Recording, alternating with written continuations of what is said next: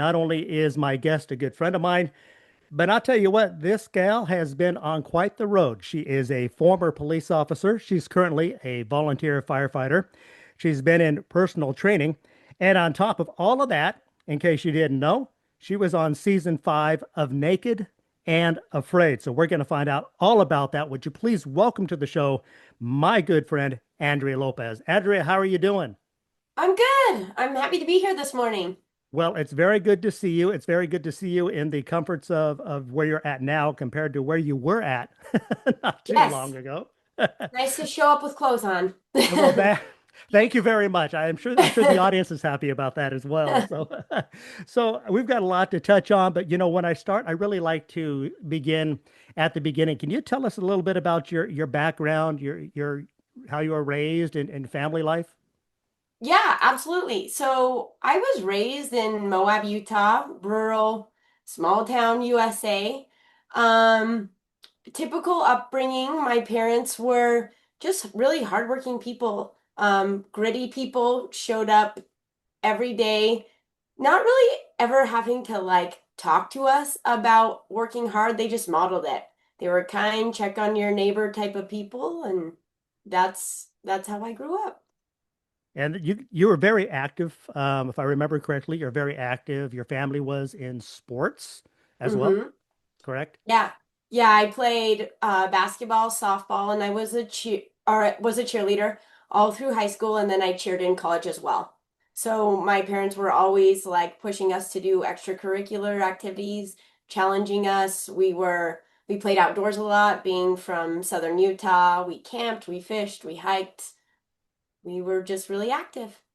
So let's talk about getting into law enforcement before we get into to Naked and Afraid, because it kind of all leads up to, the to you appearing on the show. So tell us, what made you decide to be a police officer?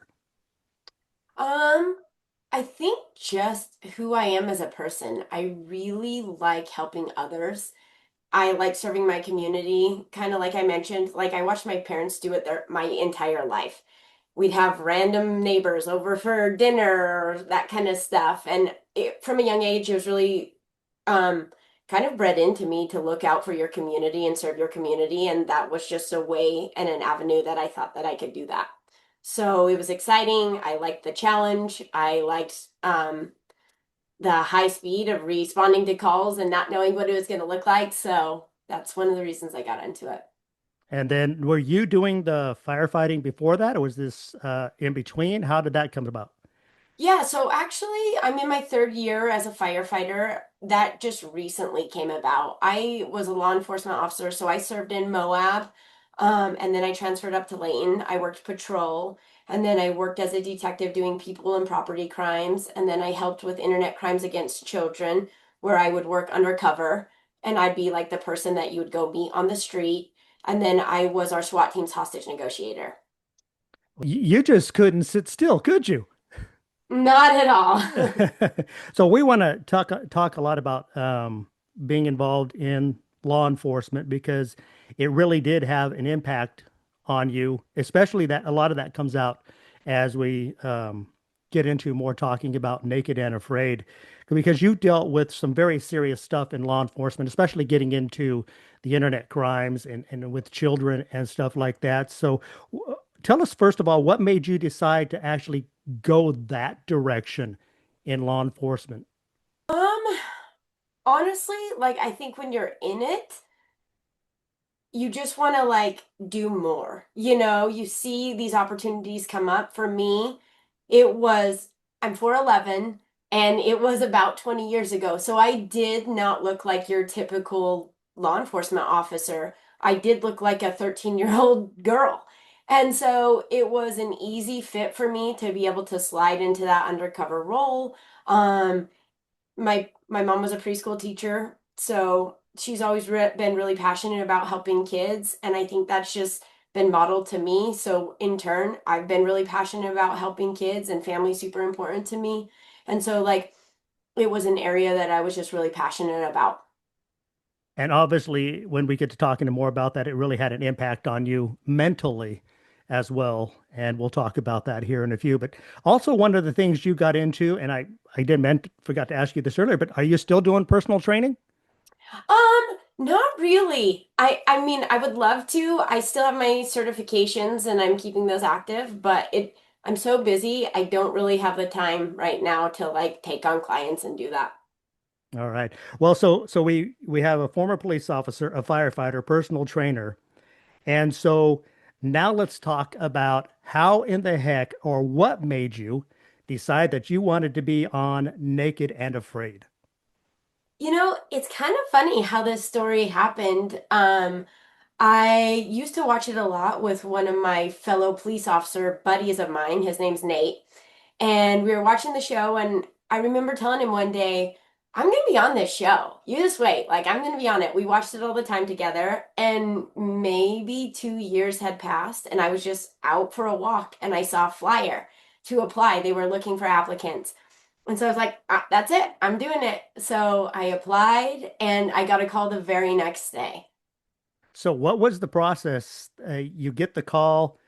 What do they tell you? They ask you like certain questions to find out if you're really fit. What's that process like? Yeah, I mean, it's actually a really lengthy process. It took almost a year to actually be cast.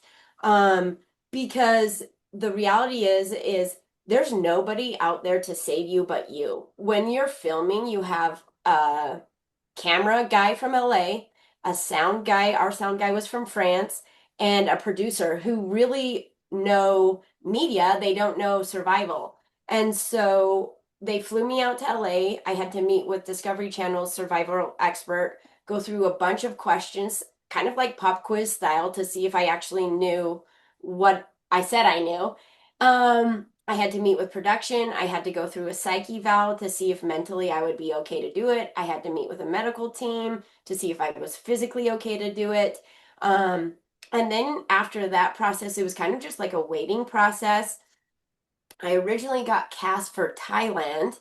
I had to drive all the way to Salt Lake to get all these immunizations for Thailand, like Japanese encephalitis and things that we didn't carry here locally. And by the time I got back to Moab, I got a phone call saying, "Oh, just kidding, you're pulled from Thailand and you leave for Africa in 9 days." And so, like, there's not time to prepare. You don't get an idea of like I was told you're going to be in the Caprivi Strip, but that's like almost 300 square miles. And so to prep for something, you could be in the mountains, you could be by the river, like you just don't know. Now let's so everybody knows this is Africa that we're talking Africa. about, correct? So Yeah. so let's before we get to you getting into the episode, so you tell your family, I assume, that hey, guess what? I'm gonna be on Naked and Afraid. Here's where I'm gonna go. What's the reaction of your family? Panic. I think my mom said, "Do you know there's lions in Africa?" But yeah, my family was nervous. They were surprised that I left in 9 days. The reality of it kind of started to hit, but they were supportive, and I think they were just like giving me advice, and I think they really just wanted to see me succeed and do something that I was excited about, and they're always supportive in whatever wild things I choose to do, which they're used to by now. So once you decided that you really wanted to do this, what did you do to prepare yourself? I imagine physically for one thing, obviously, but also there's a huge mental impact that probably you didn't see that it was going to impact you. But how do you prepare to get ready for this? I knew that I would be out without any shoes. And so I spent a ton of time hiking barefoot, trying to get my feet toughened up because I knew that that was going to be something that I was really going to have to overcome. Once I had the 9 day time frame, I tried to collect any data I could. I'm like researcher by nature about like potentially medicinal plants, potentially poisonous plants, but it was actually really difficult to find information in Utah about a little piece of Namibia in Africa. And so I was able to find one tiny little book about like poisonous plants. It was black and white, printed out, but I would study from the time I woke up till the time I went to bed. I practiced my bow drill. I practiced making sure I could have fire, checked what kind of woods I would have, that kind of stuff. So were you still with the police department when this was getting ready to take place? No, I was no longer with the police department. Well, that's good because they would probably thought you were crazy. Yes. Yeah, I was personal training at the time, so I was physically working out. I tried to gain weight or as much as I could before I went, just because I knew that there was a high probability I was going to lose a significant amount of weight, so I wanted to give myself like some extra padding to a little bit of a buffer. All right. Well, let's take a look at so for those who are maybe aren't familiar with what exactly Naked and Afraid is, and basically you're put in the middle of nowhere with a complete stranger. In this case, you're put in with the opposite sex. In this case, you were put in with Joe Brandl. Is that correct?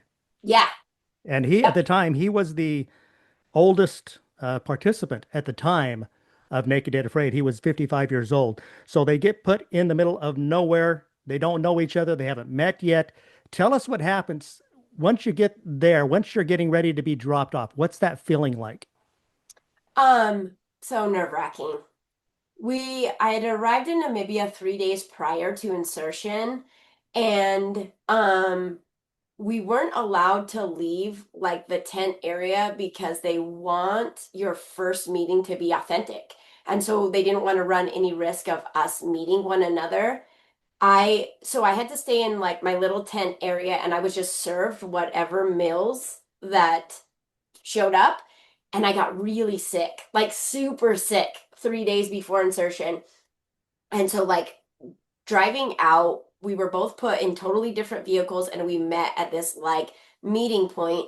I was already feeling kind of weak, so I think it was nerves plus kind of being sick, knowing that I'm gonna have to meet this stranger that could make or break my entire experience. And then I am not like a comfortable person being naked at all. Having to meet somebody naked is the worst thing ever, the worst.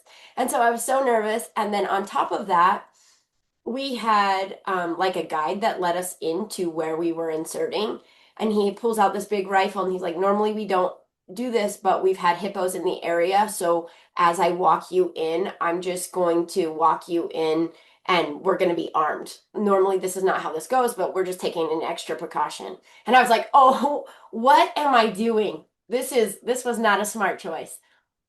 Well, that had to be just like, I mean, you had to be, okay, well, it's nice that I've got this guy that's gonna protect me when I'm just starting out. What Yeah. so your mind's probably just like you said, what in the heck am I thinking about?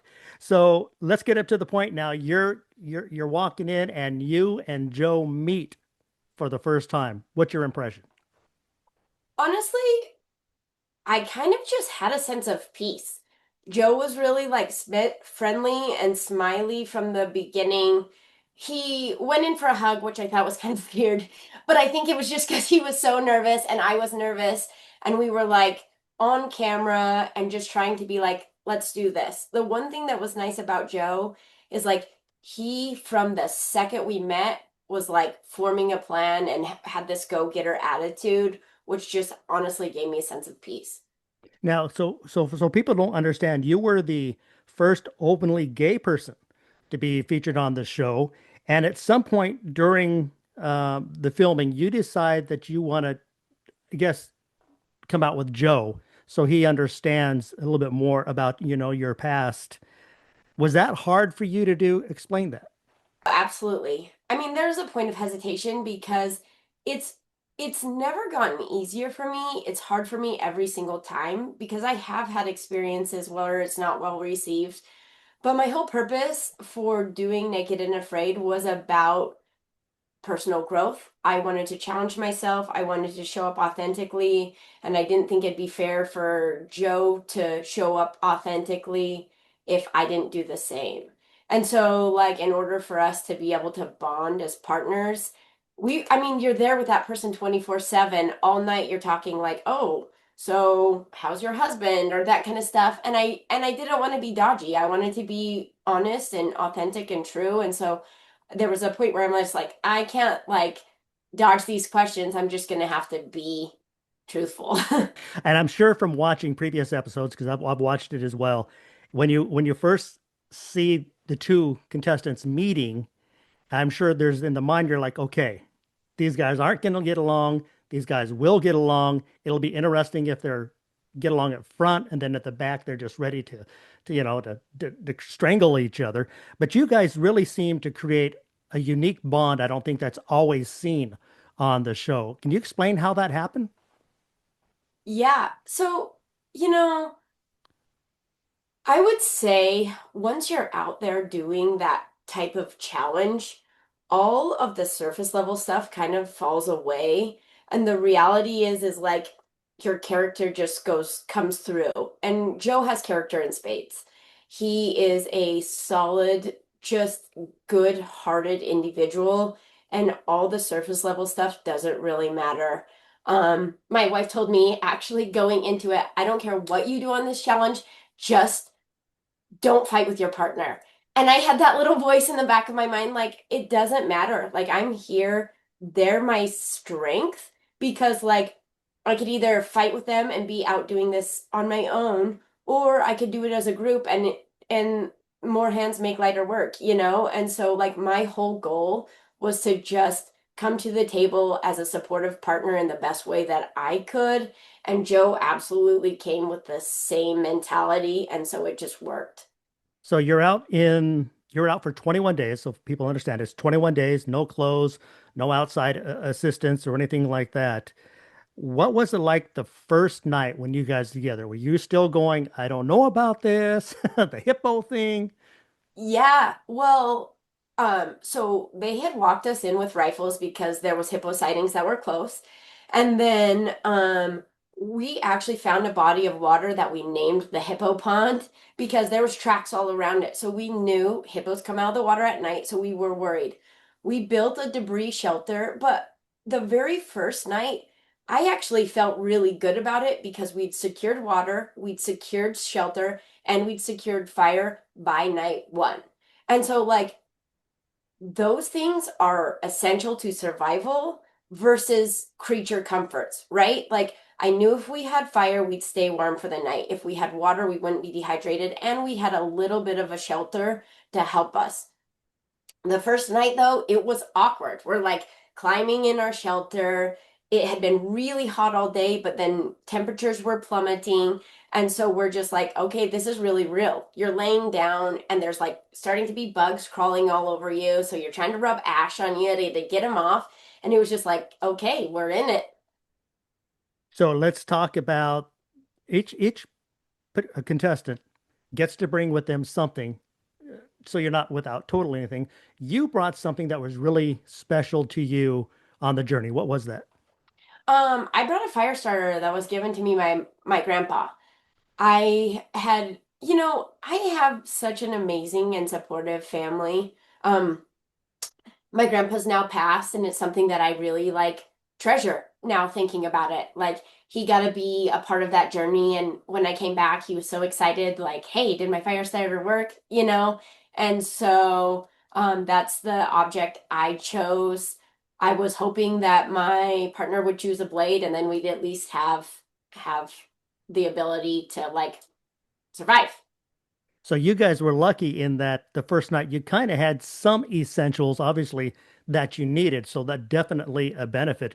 Now let's talk about now you've got to survive. You've got to find food to survive. Tell us about that journey and how that all came about. It was really difficult. Everything in Africa is adapted to survive. And so we would set traps, we would like I built a fish basket. You'd walk in Africa, which it was difficult to walk. We built shoes, but they didn't work that well as you're like walking and trying to carry sticks or even gathering the materials to make cordage and snares and all those things. It took it out of you, especially when you're like expelling all these calories and not getting them back. We didn't eat a thing for 13 days, nothing. And so finally, Joe was like, let's make this Arapuca bird trap and set it kind of out further from where our camp was. Because like anywhere we'd walk, they had these birds in the trees, in the tops of the trees, that would like sound off ahead of you. So we couldn't really go out hunting because everything again was adapted to survive and knew that we were there. So our only real hope was like catching something in a snare or a trap further away. We set an Arapaca bird trap for like those of you that don't know what that is. If you ever caught like squirrels when you were little out of a box, like you pulled the string and did that, it's kind of what it is, like the concept. So it's like a little box and it has trip wires to a trigger stick. And we baited it in the middle. And if a bird walked in, it would trip the trigger and close on that. And day 13, we caught a bird, and it was the best chicken I've ever eaten in my life. Wow, I did not realize now that you mentioned it that it was 13 days before you had something to eat. You go a day anymore and it's like you're starving. Now just imagine 13 days without anything to eat. Prior to that 13 days, did you start feeling things going on with your body? It's amazing what the body can go through that you don't know, but what was going through your mind and your body at that time? It's really interesting, like being out there, the noise of everything kind of starts to fall away, and your senses get really acute and sharpened. So, like I had mentioned, we only had three people in our film crew that were allowed out there, and they were only out there from like maybe 8 in the morning till 4, and then all evening it was only me and Joe out there by ourselves, nobody. And there was three people in our film crew, so it was our director, our cameraman, and our sound guy that would just be out there watching us. They weren't really allowed to interact with us, and they definitely weren't allowed to tell us that they went to lunch. But they would have a mid-afternoon meeting, and they'd go away wherever they went, and they'd have their mid-afternoon meeting, and then they'd come back.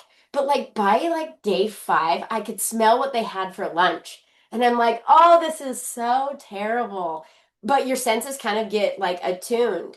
But the hunger kind of dies down. You think about food 24/7. You're like, oh, I wish I had lasagna or I wish I had this. And you would just constantly be thinking about food. But really, what I think was more difficult than being hungry was not getting sleep. Because I think when your mind has been rested and it's really sharp, you can handle stress a lot better. But when you're not sleeping for nights on end and nights on end, then the hunger gets to you, the like difficulty of the challenge, you're not able to process it as well. Things just grind on your nerves in a different way. So besides the bird, which was kind of like a gourmet meal for you at that time, what was the craziest thing that you look back on and go, I cannot believe I just ate that? Um, Maybe a chameleon's eyeball. Like, so I mean, there wasn't really anything to it. It popped. I mean, the entire time we were out there, we had, I think we caught three birds. We shared one fish. We found some marula fruit. We ate a chameleon and two grubs. So the entire time, all 21 days, that's what we shared. And of course, you were lucky that you obviously had a water supply, so Yep. that was helpful. But there was a time when you guys, obviously you've got to go down and get water. That had to be scary too, because the hippo area, right? Oh, super scary. We we would go down and we'd get water, we'd harvest some tubers, and we had hippos in our camp every night. So when we first inserted, um the moon was really small, so our fire kind of kept predators away at night. But as the challenge progressed, the moon was getting fuller, and so our fire wasn't like, and I think they kind of got used to us in the area. And I want to say it was like night 5, I woke Joe up because there was a hippo in our camp. So much so that our shelter's just a debris shelter. So it's only made of like twigs and trees and stuff. And I felt a hippo breathing like through those twigs on this side. And I was like, I could see the dirt moving. And I'm like, oh my gosh, Joe, wake up. There's a hippo in our camp. So I kind of go around to see if I can try to like see where it was. And that I think you can even see it on the episode. Like I caught it on camera. But there was like hippos in our camp. Okay. So I'm not going to ruin it for everybody. You've got to watch it. You got to see how close the hippo really was. I'm just going to say that much. And I'm sure people out there when they hear about the chameleon eating eyeball thing, there's some people out there going, I don't feel so hungry right now. Yeah. Let's dive in a little bit more because there's a point when you guys are out there. Obviously, there's a point where you lose your shelter and things are just coming to a boil. It sounds like for you personally, you're dealing with a lot of stuff, which we kind of wanted to talk on because you talked about this journey being a lot of personal development, you Mhm. growing in yourself, learning about yourself. Tell us what was going through your mind at that time. Um, Honestly, this was deep, deep, deep into the 21 days. And so there had been several days of like, you don't sleep all night. We hadn't eaten for so long. And I'm talking about the kind of body fatigue, not just like, oh, I'm tired and hungry. The kind of body fatigue that like you're physically trying to pull logs close to like gather a bundle to keep you warm at night and you pull it till you collapse because you have no calories and energy left. Then you get back up and then you pull till you collapse, like that level of fatigue. And when our shelter burnt down that night, like it was such a weird mix of feelings because I was trying to cope with like the overwhelming idea that we're going to have to build an entire new shelter, which is physically demanding. Um, I also was like trying to keep it together and not make Joe feel bad about the situation. I was also trying to like process what's this going to look like for our survival? Are we going to be able to do it? So like it just kind of made me be really internal and really quiet at that time. I mean, I've had cases where and this was in law enforcement actually. This wasn't even in fire. Like I've gone to a house where there was an individual inside that I had to go rescue from a fire and they looked up at me and their eyes were like bleeding from the fire and I go to lift them up and their arms shelved off in my hands. And so like it just puts you right back in those moments, those smells, those things, those everything. And it was really transformative for me in that moment because I'm like the one thing I wrestled with a lot with like having PTSD is like not being able to control your triggers, right? Like not being able to control when you'll be right back in those moments that like feel really sharp for you.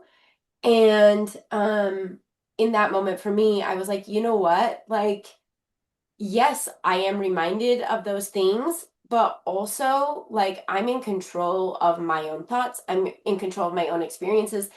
I'm not an identity. I am me still presently today. And I can be gritty. I can push through hard things. I can be that person that is strong outside of that title.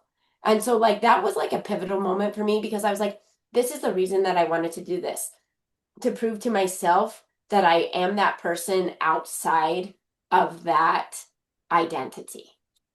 And what was Joe's response when you're going through all this? If you watch the episode, you see, I think at first he was kind of maybe like a little not sure what to do, but eventually, what was his overall response? Because sometimes you'll look at that. Sometimes I would imagine a partner. Sometimes, well, I don't want to get involved. I don't want to. Maybe I shouldn't say anything.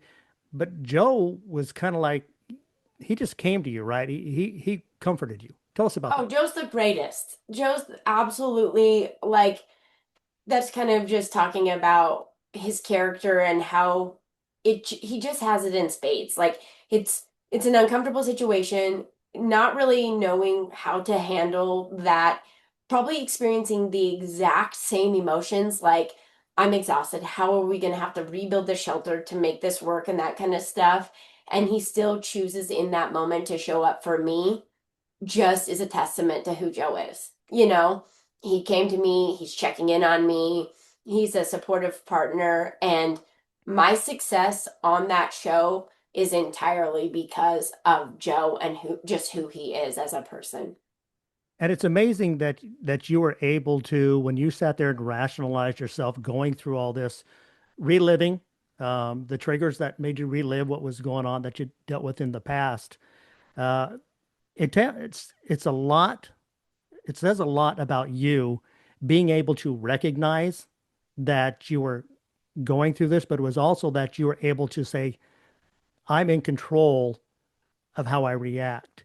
You know, we deal with a lot, especially today. There's a lot of stuff that's going on. There's individuals out here going, I don't know how I would have reacted. If there's somebody watching this right now who is going through some struggles, maybe they're, and just for the record, by the way, she was diagnosed with PTSD, correct? Yeah. Okay.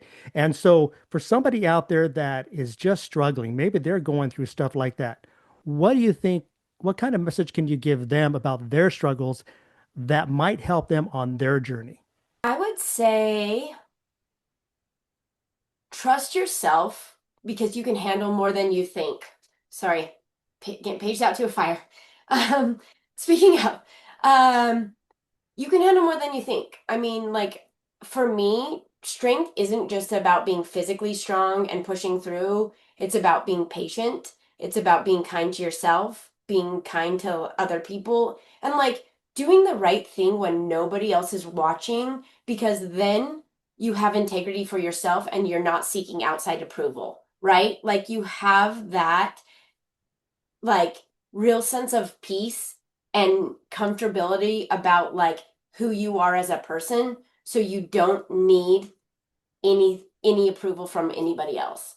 You know, you touched on something really important, and that was how you handle things when nobody else is looking, how you respond, you know, because a lot of things happen. You know, people say, well, I don't want to deal with this, but it says a lot about a person when they are still in integrity, like you said, when they are going through something, even though they don't, nobody is watching, that integrity is so important. Sometimes it's just you. Sometimes it's just you and your thoughts in your brain and how you show up in this world. And it's freeing to be comfortable and happy with who you are. And let's jump now to getting to the point where you have to leave the camp, because this actually seems like it always seems like when you're going to get, you know, your what do they call it? Your pull out point. Yeah. Yeah. So when you're that journey almost seems to be as tough as the whole 20 days before that, because it always seems like the end of the journey is the hardest, which is kind of ironic that sometimes the that's where in life as well is that part's always the hardest. Tell us about that. Oh my goodness. So it was hard because, like I said, we'd slept minimally. We've only had a minimal intake of calories, and we had like I think like a 3 mile extraction journey that included we had to build a boat. We had to float it through not only like our hippo pond, but these new channels that we never had navigated before. At one point, we were really worried because we thought we ran into a hippo. Then this, our boat comes to a pinch point where we can't take it any further, and we're having to wade through water like up to here. So, like, when you're exhausted, treading water for miles up to your chest is just, it's the worst. I can't say any other. It was so awful. And like, you knew that the end was right there and you're just in the thick of it. It was probably like 1 in the afternoon, so it's the hottest part of the day. We could only take the water that we packed out because our fire was extinguished, so we couldn't purify it.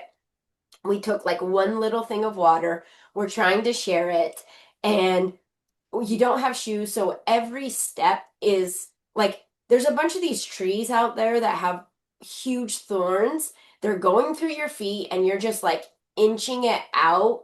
And finally, we get to the other side, and there's this river, and we're like, we think this is the extraction point, but we're not entirely certain. And so you're just kind of like waiting there, and then all of a sudden, you hear the boat, and you're like, oh my gosh, we made it. And it was just the best. So it's a lot like I assume in your personal training days when you're working with somebody and trying to push through that last bit.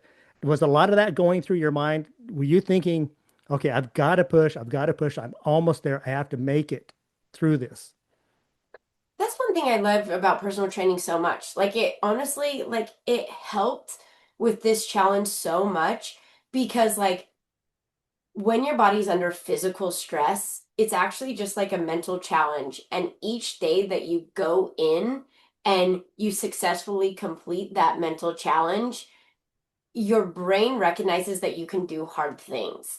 And so it was so similar. It was like, okay, this is challenging, this is tough, and I know that I can successfully do that. And so out there it was the same thing. Like this sucks. Everything in your body is screaming at you to quit. Just and it's a mental challenge too because at any given time you can tap out. And so every moment of every day, you want to tap out. I've had so many people ask me, like, hey, was there ever a time that you wanted to quit? And my response is literally every moment of every day. You're hungry, you're tired. You know that all you have to do is say the word, and you'd have a shower and food and a comfortable bed. And and so like that mental grind of being like, no, prove to yourself that you can do this was a challenge in and of itself. Well, and that's a lot about mind work, because the mind will tell you, it will tell you, hey, there's an easy way out. You don't Mm-hmm. have to do this. You can go Mm-hmm. back. You can have a night's sleep, but there's that heart, that determination that you have to say, even though that is an option to tap out, that's not what I didn't come out here to tap out. I came in here to succeed and work in myself. Did that play into your mind? Oh, 100%. So when I left law enforcement, like I had a lot of like my self-worth was tied directly to that identity, right? And I needed to prove to myself that I could still do hard things. And so that was part of the reason that I wanted to do this. I'm like, what possibly could be more difficult than like being dropped in the middle of Africa with nothing and saying, like, go figure it out and survive. And so, like, it was the ultimate challenge to me. And I'm like, if I can do this, then I know that it's not the career, it's my own strength, my own resilience, my own grittiness that my parents have modeled for me my entire life. Like, I needed that. And so, like, honestly, that is what kind of mentally helps push me through. Is like, I didn't want to live the rest of my life questioning whether or not I had the internal strength and fortitude to be a strong person. Do you think it would have been tougher if you hadn't had the family support to begin with going into the challenge? Oh, 100%. I mean, my family is my foundation. I have an incredible family. They've just modeled such good values for me. I mean, my parents have had multiple jobs my whole life, just always putting others and their family first. And so, like, learning how to be gritty from a young age has helped me find resilience. It's helped me dive into my inner strength and it's helped me be successful in so many ways. What advice would you give to someone who's they're looking for an avenue out, meaning they're looking to find their own strength. They're looking to find a purpose. Because with today's world, there's a lot of people who just don't feel like they're, like you said, self-worth. They're trying to figure out where they belong in this world. But a lot of it starts with how you feel inside yourself. What would Hmm. you say to somebody right now who's just really trying to find themselves and trying to deal with some of their own traumas from the past? My advice would be gratitude and give. Anytime that like I've found myself struggling in any sort of like capacity where like I just feel low, the very quickest way for me to pull out of it is just like to create a gratitude journal. Start listing the things that are good in my life because I think it's so easy to spiral when you're not feeling great to just spiral down that thing that's, oh, this is negative two, this is negative two. But when you really take a pause to say, like, well, I'm grateful for this, that list actually is bigger than you think. And then to even pull myself out of that more is like I try to find ways to serve. And you would be surprised that you really can't feel bad when you're helping others. Like it automatically gives you a sense of purpose. And it could be something simple like take cookies to your neighbor. Find ways that you can give back to your community because instantly it provides you a sense of community and purpose. And that for me has been really life-changing. Well, you touch on something also really important right there is the community aspect and giving back. As you mentioned, that is such relief if you just start doing that. If you like you said, just it doesn't have to be something huge, right? It just has to be something small, saying hello to somebody, recognizing Hmm. somebody, acknowledging somebody, even if you're going out into a restaurant, acknowledging your waiter or your waitress, because you never know what kind of a day that they've been having, and all they need is for somebody to acknowledge who they are and say, Hmm. thank you for Yep. helping. So you get to the point where you're now on your way back to civilization. Obviously, besides, I think, a shower, first of all, what was the first thing you're really happy for once you got back to civilization? Well, our production team told us if you guys make it all 21 days, we will let you pick whatever you want for your first meal back. And I had picked like the most rich food you could think because I was starving. So I was like, I want lasagna and chocolate cake. Like that is my pick. And Joe picked a cigar and a glass of scotch, I think, or something like that. I'm like, how is that what you want? Like, give me carbs, give me some sugar, give me all the food. And so it was funny because we got in the boat, we completed our challenge. It was the best feeling ever. But before we went all the way back to camp, which was I think like 12 miles away or something like that by boat, we had to film up our wrapping. Like we had to film our wrap up, like where they do our interviews and that kind of stuff. And so before we could have like our meal, they just handed us like whatever snacks they had in their boats. And so I had not had calories in 21 days, and they hand me a Coke and a white chocolate Kit Kat. And I ate it like so fast, and my sugar just went like whoom through the roof. And it was the still probably one of the best days of my whole life. So how much weight overall did you lose through the whole So time, 21 days? I'm relatively small just in general, and we didn't eat a lot. I ended up losing 13 pounds overall, which put me at just under 100 pounds. Wow, Yeah. that's crazy. Well, but a lot of that preparation came in handy though, because you said Yeah. you prior to going, you'd actually, you'd ate quite a bit, so your body had all that. Well, it's definitely been a journey for you. It's been I imagine you've gathered a lot through that mentally and physically. Once you got back to the States and saw your family, what was that relief for you? Were they like, "Oh, thank God you made it," or "We were worried about you"? What was that like? They met me in the airport with like big signs, and it was like welcome home. And I think one of them was like my sister eats bugs or something. I don't even know what it was, but it's so cute, such a relief. I mean, honestly, when you're just laying out there with nothing, all you have time to do is think about like your family and your life. You're completely unplugged, and so you miss them so much. And it was so nice to like just see them in such a light of gratitude. So it was really special. So since the episode and since you got back, what does your life look like today? Um, Busy. I'm serving as the director of the Children's Justice Center, where we help kiddos that have been abused access resources and help get them set up towards healing.